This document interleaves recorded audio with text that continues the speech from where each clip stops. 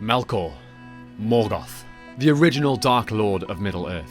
In today's video, we will attempt to give you a quick introduction to the Dark Lord. Let's get into it. Build me an army worthy of Mordor.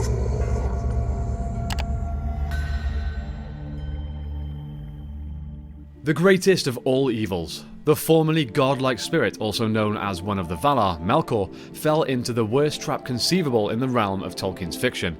He was not only acting against Eru Ilúvatar, but he was jealous of the other Valar, of whose order we know him to be the mightiest. His very name meant, he who arises in might, and yet throughout the early ages of Arda and the years of the trees, he would seek to mock and pervert all of Eru's creation, and likewise that of his former brothers and sisters within the Valar. The name Morgoth was only given to him by Fëanor, a curse which meant the black foe of the world. From the Silmarillion, Melkor's first act of rebellion came during the music of the Ainur, the song of creation which brought the world into being. Melkor's attempts at taking over the music of Eru and bringing greater glory to himself are described as a war of music, the likes of which we see repeated later on with Sauron and Finrod Felagund. To Melkor, among the Ainur had been given the greatest gifts of power and knowledge, and he had his share in all of the gifts of his brethren. He had gone often alone into the void places seeking the imperishable flame, for desire grew hot within him to bring into being things of his own, and it seemed to him that Ilúvatar took no thought for the void, and he was impatient of its emptiness. Yet he found not the fire, for it is with Ilúvatar.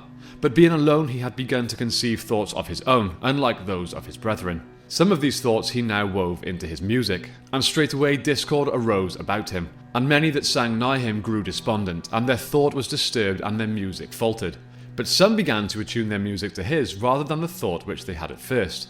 Then the discord of Melkor spread ever wider, and the melodies which had been heard before fondled in a sea of turbulent sound. At the same time, Melkor seeks out the flame imperishable in the voids of time and space, unable to find it as the flame is with Eru, and only he would have the mastery of it. This all means that Melkor's creations cannot be wholly his own, so he can only mock and mar the creations of Eru, not create living things on his own. Eru Ilúvatar goes on to describe his creation. Then when Melkor is admonished by Eru, he is filled with shame. From his shame, there comes a wave of great anger. The Ainur are given a glimpse of their creation, and before they begin their great labours, we see that Melkor was there among them. So began their great labours in wastes unmeasured and unexplored, and in ages uncounted and forgotten, until in the deeps of time and in the midst of the vast halls of air, there came to be that hour and that place where was made the habitation of the children of Ilúvatar. And in this work the chief part was taken by Manwë and Aule and Ulmo, but Melkor too was there from the first, and he meddled in all that was done, turning it if he might to his own desires and purposes, and he kindled great fires. When therefore earth was yet young and full of flame, Melkor coveted it, and he said to the other Valar, "This shall be my own kingdom, and I name it unto myself." In a previous video we looked at the moment Melkor became Morgoth. For this video we can recount this in brief.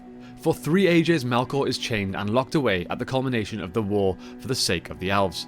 At the end of this imprisonment, he is able to trick Manwë into granting him freedom. As we are told, Manwë had no conception of evil or trickery and could not see this betrayal as it truly was. He was too pure to let such thoughts enter his head. Melkor allies with Ungoliant, a creature of primordial darkness, and together they attack Valinor, destroy the 2 trees, Lorelin and Telperion, and plunge the world into darkness. Shortly thereafter, Melkor finds Finwë, father of Fëanor, and steals the Silmarils.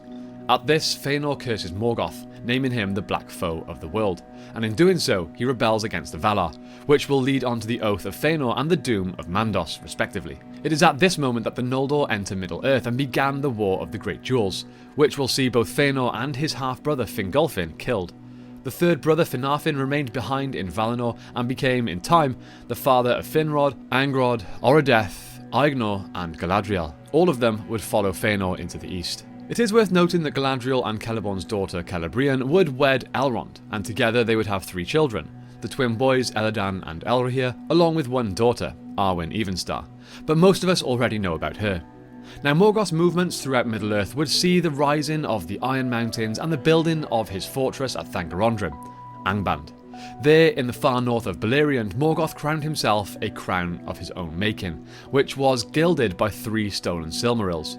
Throughout these wars, we see Morgoth experiment with dispersing his own power into other vessels, such as his creation of Glaurung, father of dragons, and Gothmog, lord of Balrogs. These creatures, along with the orcs and goblins, would continue haunting all of Middle-earth throughout the remainder of the Second and Third Ages, even throughout the rise of the Second Dark Lord.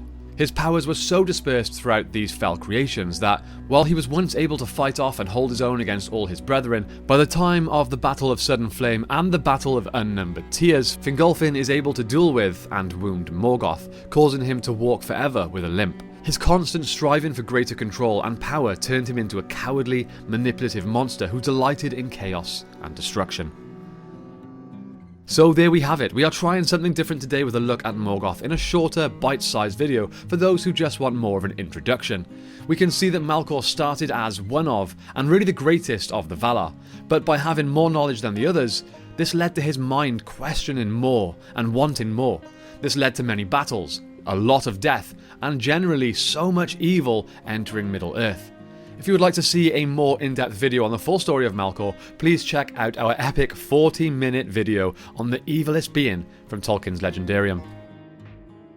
With that done, now is time for the question of the day, which is: would you like to see more of these shorter videos as introductions to some of the main characters of the legendarium? If so, who would you like to see them on? Let me know your thoughts and opinions on this in the comments down below.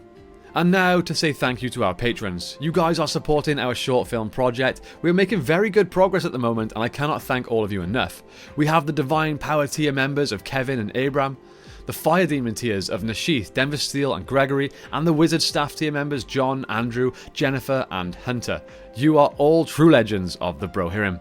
Finally, if you have managed to reach the end of this video with me today and you have enjoyed what you've seen, then please hit that subscribe button and the bell icon with all notifications ticked so that you know when future videos go up.